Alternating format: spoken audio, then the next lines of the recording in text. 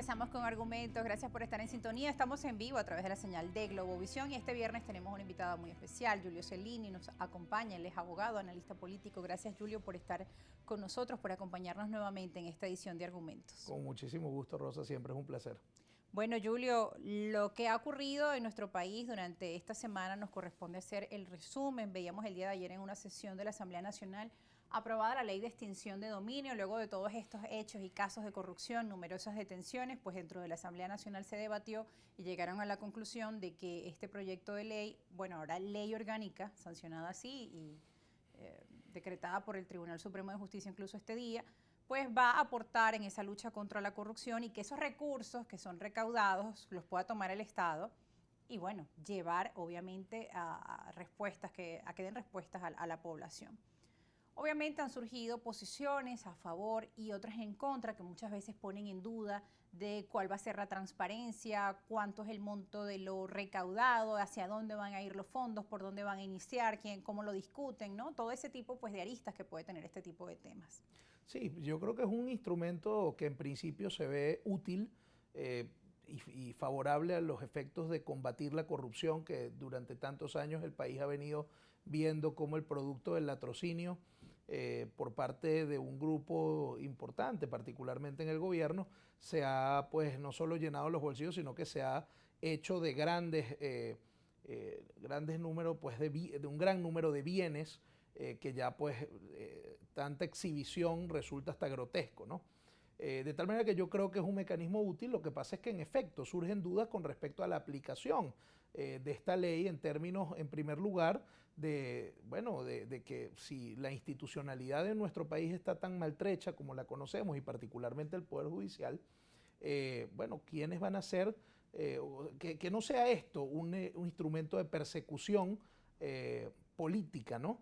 Porque si bien queremos que la corrupción sea castigada, pareciera que esta ley pudiera servir de instrumento también de persecución, porque sabemos que en Venezuela el concepto del debido proceso está francamente pues, en tela de juicio y por lo tanto habría que ver cuál va a ser el mecanismo para una ejecución transparente de lo que está establecido en esta ley. Pero insisto, en principio el instrumento en sí mismo parece ser útil. Ahora, la aplicación es lo que nos deja dudas precisamente porque estamos en un país donde el debido proceso y la seguridad jurídica están realmente en entredicho. Y argumentaban que era una ley pues que en otros países había rendido buenos frutos. Vamos a revisar, Julio, el artículo 6 de este proyecto de ley para compartirlo con nuestra audiencia. Ley Orgánica de Extinción de Dominio, artículo 6, se aplicará desde el momento de entrada en vigencia de esta ley, aún en los procesos que se hallaren en curso. Por allí tenemos otras informaciones también del proyecto de ley para que lo coloquen acá. Ajá, vamos a seguirlos revisando para ir analizando. Bueno, en este artículo 5, para los efectos de esta ley, entenderán como actividad ilícita toda actividad tipificada como delictiva en la legislación contra la corrupción, la delincuencia organizada, el financiamiento del terrorismo, legitimación de capitales y tráfico ilícito de sustancias psicotrópicas y estupefacientes. El tema de los bienes, todos aquellos que sean susceptibles de valoración económica, sean estos muebles o inmuebles fungibles o no fungibles, tangibles o intangibles, productos, rendimientos o permutas derivados de dichos activos. Pues algunas personas también decían que tenían temor por el tema de la propiedad privada, pero acá aseguraban de que eso no estaba en discusión, sino que si el bien en sí habría sido comprado con dinero mal habido, ¿no? Que en todo caso es el fin de esta ley. El tema, Rosa, el tema con respecto a eso es que muchas veces la actuación discrecional por parte del Estado en Venezuela nos ha llevado a pensar que si se le ocurre mañana a alguien decir que la casa de Rosa o el carro de Rosa es producto de una actividad ilícita o del latrocinio, entonces perfectamente, inmediatamente activan un procedimiento judicial contra Rosa y le quitan a Rosa su casa o su carro, y Rosa resulta que en el fondo no es ni corrupta ni tiene ningún tipo de vinculación con alguna actividad ilícita por la cual fíjate, por ejemplo, adquirió cómo sus salieron bienes. esos detenidos de PDVSA que los habrían catalogado como espías y bueno, ahora los liberan, pero ya pasó un tiempo. El problema, el tema del daño no a su es, imagen. el tema, cuando uno lee el articulado Claro, de la ley, te bien. parece que está muy bien, porque obviamente lo que queremos para combatir o sea, es un instrumento bueno en el sentido de combatir la corrupción porque le estás quitando a quienes se han hecho de bienes producto del latrocinio a través de actividades ilícitas e ilegales, pues bueno, pues se los quita y el Estado se hace pues de alguna forma el titular de estos bienes. Eso está bien. Ahora, el tema está en que en Venezuela hemos visto por parte del Poder Judicial una actuación muchas veces de juicios sumarios, con pruebas que no necesariamente se corresponden a la realidad. Hemos visto que el Poder Judicial en muchos momentos ha servido como un instrumento de persecución por diversos intereses, no solo políticos. Entonces yo creo que hay que tener mucho cuidado con esta ley. Ojalá que de verdad sea utilizado este instrumento que en el fondo es valioso para efectivamente combatir la corrupción, venga de donde venga. Ahora, ¿qué opinión te merece, por ejemplo, que el presidente Nicolás Maduro en días recientes pues decía, incautamos todos estos carros de alta gama, Mustang, y bueno, los vamos a poner al servicio de la Policía Nacional? Buenísimo. Pero también, imaginémonos estos vehículos trasladándose para hacer los operativos, ¿no? Con tantas necesidades que quizá puedan tener. Entonces, ¿cómo manejar el término de los montos? ¿De qué incautaron? Y que, por ejemplo, si es un edificio, ¿cómo va a servir ese edificio que quizá tenía digamos, era residencial para una clínica o un Simoncito, ¿no? Digamos, entre esas opciones que buscan. Como, ¿quién garantiza, ¿no? De que todo se realice de la forma adecuada?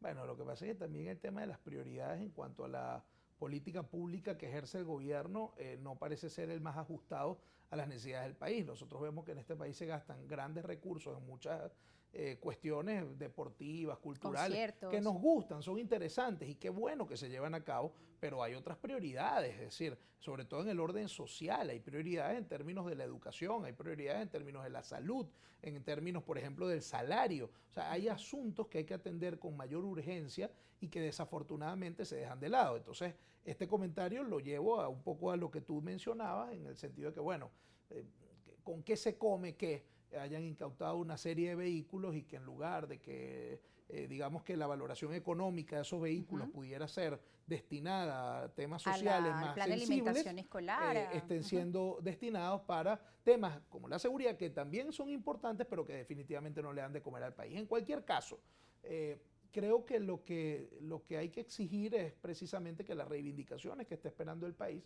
sean la prioridad del Estado en este momento.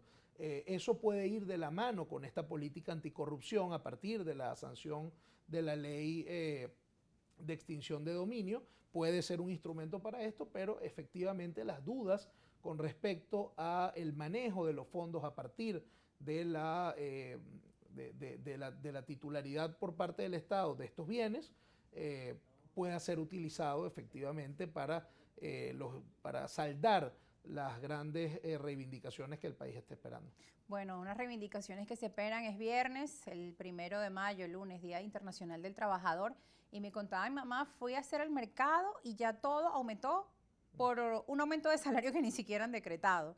Es decir, venimos de un año, nos informaba el economista Manuel Sutherland, con un 500% de inflación, un salario que no se ha aumentado desde marzo del año pasado. La gente obviamente tiene expectativas porque ha sido muy dura y es muy dura la situación de los trabajadores en nuestro país, mientras que pues la gente siente que en ocasiones estos temas de los diálogos, que toman mucho centimetraje, algunos también ponen sus esperanzas allí, pero sienten que, bueno, quedan en fotografías, en acuerdos que no terminan de concretarse y de dar esas respuestas que todos están esperando. Sí. Efectivamente, el tema del salario ha tenido entrampado al gobierno en los últimos meses, toda vez que obviamente sabemos que es necesario un ajuste salarial porque lo que gana la gente no alcanza para cubrir las necesidades básicas. Pero también sabemos que el aumento de salario va a generar una alza de los precios, inflación, que obviamente entonces va a volver a diluir el salario. Lo que tú mencionas, pues, es paradójico. El simple hecho de que hay una presunción de que el salario va a ser aumentado la próxima semana, ya desde ahorita está trayendo unas consecuencias de naturaleza económica que las siente la población de primera mano. Entonces, bueno, esto es grave porque estamos en una situación básicamente de entrampamiento, en una jaula con respecto a qué hacer. Porque, insisto, el salario lo aumentan como muy probablemente va a suceder el próximo lunes y eso va a generar una alza de precios y por lo tanto el salario quizás valga un poquito más de lo que vale ahorita, pero igual se va a diluir. Claro, Entonces, que es lo eso que una justamente la situación bien gente no compleja, quiere, ¿no? que se vuelva sal y agua o que el aumento sea incluso proporcionalmente mayor a la ganancia que puedan tener. Y es por ello que deben encontrar otras salidas, incrementar la productividad, mejorar la economía de nuestro país para poder dar esas soluciones que hoy requiere la población venezolana y que no ocurra como ya está pasando hoy, que sin ni siquiera haberse decretado el aumento, pues ya muchos comercios dedicaron a aumentar los costos. Entonces también, ¿quién le pone el cascabel al gato? ¿Quién hace ese control o esa revisión en el aumento de precios? Porque por otro lado, también en años anteriores, un control de precios estricto, pues también nos llevó a una época que nadie quiere volver a vivir, que es el tema del desabastecimiento. No queremos desabastecimiento, pero tampoco queremos especulación. ¿Cómo encontrar entonces allí también, ¿no? Ese nivel, ese equilibrio, ese balance? Es que es difícil, Rosa, porque el gobierno viene de años con una política económica que claramente fracasó, de control de precios, de control de cambio, de persecución a la actividad privada, de falta de garantías para el comercio.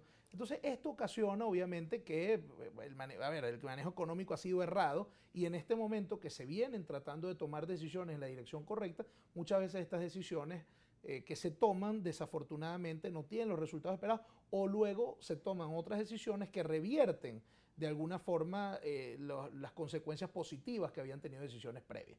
Entonces, todo responde a una política económica que no está del todo definida y que pareciera que es un como vaya viniendo, vamos viendo. Sigue siendo muy improvisada, no hay una política económica real, el Estado no está produciendo como debe producir, el sector privado está haciendo un gran esfuerzo, pero el sector privado no puede solo con el país. Y mientras el país siga sancionado, que lo va a seguir estando mientras no hayan avances en el orden político, y seguramente hablaremos de eso más adelante. Así es, al regreso de la pausa, por cierto. A la que ya vamos, a la que A la que ya vamos, Lo que ajá. quiero decirte es que, bueno, tiene que haber por parte del Estado la comprensión de que si no se levantan las sanciones, no va a haber pues mejora económica, que es lo que va a hacer que el país pueda salir adelante. Bueno, justo sobre ese tema, como ya adelantabas, vamos a estar hablando al regreso de la pausa, el tema de la conferencia internacional sobre Venezuela en Bogotá.